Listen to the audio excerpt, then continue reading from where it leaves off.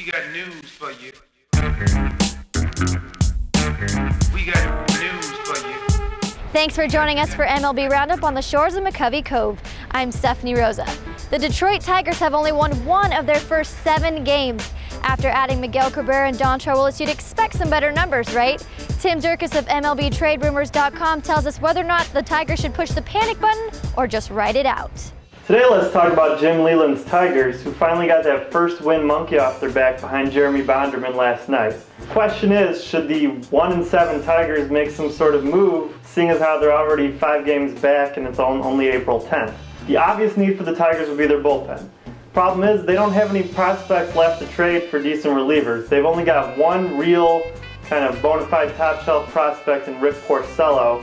Not only is he not yet eligible to be traded, but he's really not a guy that you want to give up. He has ace potential for sure. One kind of crazy option would be to bring Porcello up now and use him in the bullpen. However, even the most aggressive teams probably wouldn't make a move like that. Tigers themselves treated Jeremy Bonderman very aggressively, but even he got 27 starts in high A ball, which is where Porcello is now. There are available relievers like John Roush of the Nationals who could help, but as I said, there's really not much the Tigers could give up to get him.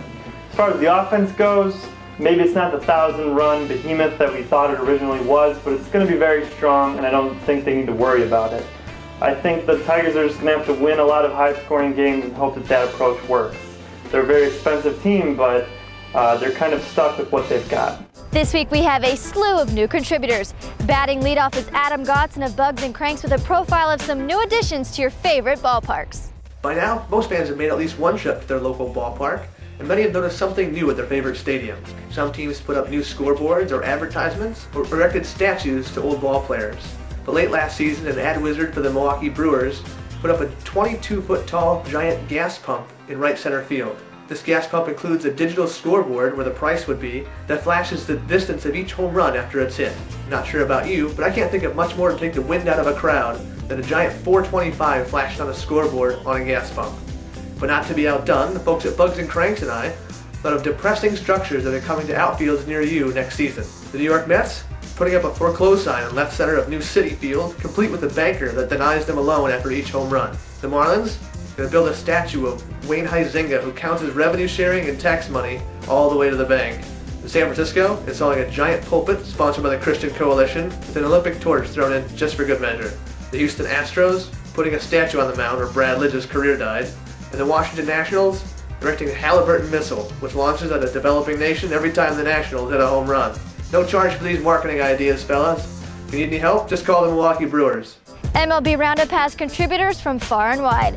This week we are joined from Paris, France. Jean-Martial Carre of Baseball à la Française, the French site Strikeout, talks about some European baseballers you may not have heard of yet.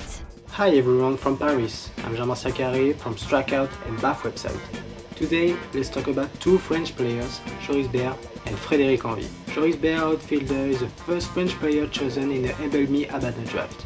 He became the first European Baseball Academy graduate selected in the first-year player draft when he was chosen by the LA Dodgers in the 19th round in June 2007. He debuted in late July 2007 for the Gulf Coast League Dodgers against the Marlins. Frédéric Envy, catcher, signed a contract with the Minnesota Twins in August 2007. The 20-year-old prospect will finish his career in France with Toulouse this year, and he participates in the training camp of Academy Minor League in Australia in late of June, in July and August. In 2009 he will be a Twins in the Rookie League.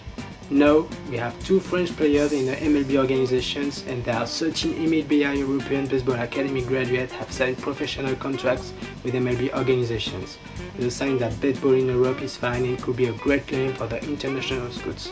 Back to you, Stephanie. Thanks for dropping in on us here at MLB Roundup. If you have a comment or question, you can get a hold of us at MLBRoundup@citizensportsinc.com. We leave you with our favorite moment from this week. Little roller up along first, behind the bag, it gets through Buckner, here comes Knight and the Mets win it! If one picture is worth 1,000 words, you have seen about 1,000,000 words.